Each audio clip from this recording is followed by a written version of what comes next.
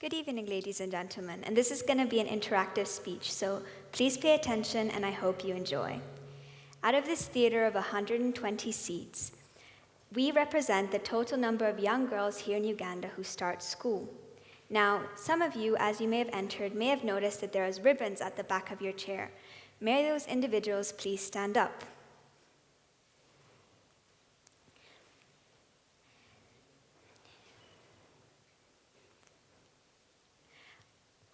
Okay, there are 13 individuals currently standing. These 13 individuals represent the only one of us among us who ended up graduating high school. Now you may be wondering, why 13? 13 represents the 10.8% of the population, female population in Uganda who end up graduating high school. You may sit down. You may be wondering why such a low graduation rate here in Uganda, 10.8%. This is caused by one of the major root factors of menstrual poverty. This is a concept that many have heard of before, but not many know the actual definition to. According to the UN Women, menstrual poverty is a lack of access to menstrual hygiene products, sanitation and hygiene facilities, and most importantly, the lack to essential knowledge about one's own menstrual health. You see, to many girls here in Uganda, menstrual poverty is a barrier to their dreams, a real nightmare preventing them from reaching all the opportunities that their life holds for them. These aren't just facts and statistics to me. These numbers resonate very close to home. Me and my sister grew up playing sports here in Uganda, participating with many local teams. We interacted with around 200 girls, and out of the 200 girls, only 2 ended up going to university. Managing one's period is hard enough. Now, managing one's period, if you don't even know what it exists, now that's a hard topic within itself. You see, these girls would tell us stories about how when they got their period, their parents would beat and shame them. It's not just the girls themselves who don't know what their period is. It's an entire generation of people who have been misinformed by the stigma and taboo surrounding menstrual health. This is a problem because the fear of the unknown causes parents to act rationally, mentally and physically abusing their children because of something as natural as their period. Going to international schools my whole life, I've attended parties and celebrations thrown by parents who are ecstatic that their daughters got their period.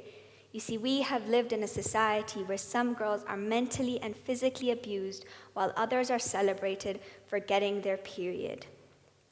These girls that I played sports with ranged from ages from 14 to 18 years old. They told me stories about how, due to the inaccessibility of menstrual hygiene products within their household, they resorted to extremes. Some made makeshift pads out of dirt, rag, and plastic bags, causing horrible infections that they told us about.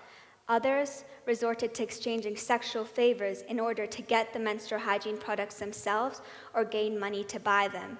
This usually ended up in unwanted pregnancy, and in both cases, these girls usually didn't end up graduating high school. These are decisions that no girl should ever make within her lifetime. In Uganda, we have a population of 24.51 million women. Education is provided freely by the government up until secondary school, yet we have a 10.8% graduation rate. How is Uganda supposed to develop as a nation if half of the population is being hindered by something as natural as her period? We're not unlocking the potential we have of half of the population because of a problem that has existed with us since the beginning of time. This misinformation and lack of education about menstrual poverty perpetuates the cycle of poverty. Now you may be wondering, that's a very big, bold statement to say. However, these connect with the average monthly income of a man here in Uganda is around $32. A pack of pad monthly costs about $4 to $6, which is simply unfeasible for the average Ugandan family to be able to afford and provide to their female figures within their household.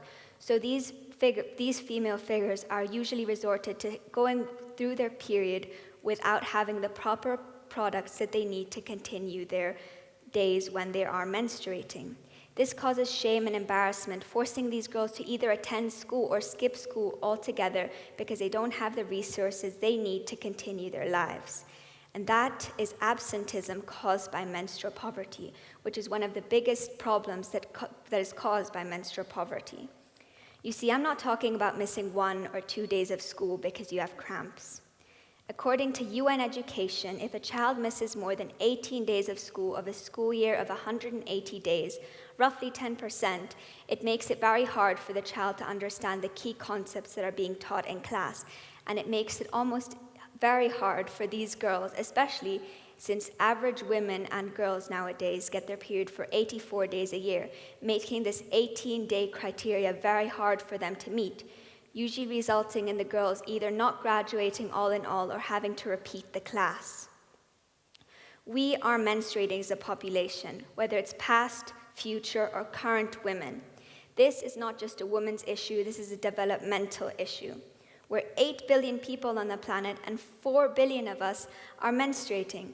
Yet we have created a society where condoms are the things that are being given out for free and menstrual products are still products that we need to pay for. We have created this society where a luxury needed by some is being handed out normally, whereas a necessity needed by 4 billion of us on this earth is still being something that we need to pay for. And we single-handedly have created this norm.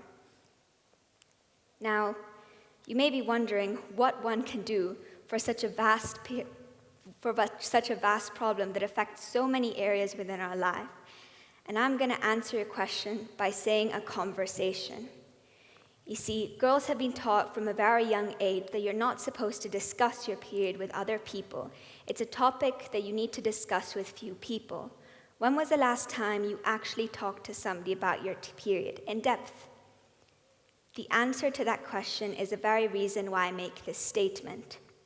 You see, around the world, there are ranging prices for menstrual products, and these ranging prices cause huge problems. While it's inaccurate to calculate the average worldly price of menstrual hygiene products, there are some facts and statistics can make these ranging prices a global problem. You see, in El Salvador, a pack of pads costs less than $1. Whereas in Algeria, a pack of pads will cost up to $32. These ranging prices cause the accessibility to menstrual hygiene products to be very hard, especially in developing nations where half of the nation usually lives below the poverty line. These prices make it very hard for female individuals living below the poverty line to choose between basic necessities such as water, food, and shelter over necessities that they need on 84 days on 365 days a year. Now, a conversation is the key to this all, and you may be wondering how such a large problem can be solved by just a conversation. It may seem insignificant to you now by simply starting a conversation, but this conversation can start a ripple effect much greater than yourself. You see, by letting these conversations go, the domino effect starts to happen. There's a ripple effect that starts a movement much greater than yourself.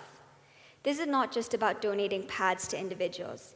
Yes, supporting international NGOs and IGOs around the world that donate pads to these girls is helpful, but what we really need is to break the stigma and taboo surrounding menstrual poverty, which is the very reason that menstrual poverty is such a problem within itself. By starting a conversation, we teach these girls that they have people to rely on, to talk to understand to them, that what they're going through, they aren't alone. We need to teach these girls that their period isn't a barrier to their life, but rather a milestone from them turning into a girl to a woman, and how this is a starting point for them to succeed in life. Now, we need to change this narrative together. It doesn't happen by one person simply doing it. By one person starting a conversation, it can create a small effect. By a large mass of people starting conversations about a problem that affects the entire world globally, it can help us all to create this difference. And we need to teach these girls that their lives aren't being barriered by their period, but rather a milestone to everything that's going to happen in their life and all the great support and resources that they will have and opportunities that their life will hold future. We need to empower these girls and teach them that their life is not barriered, but their life is full of opportunities that are waiting to be unlocked.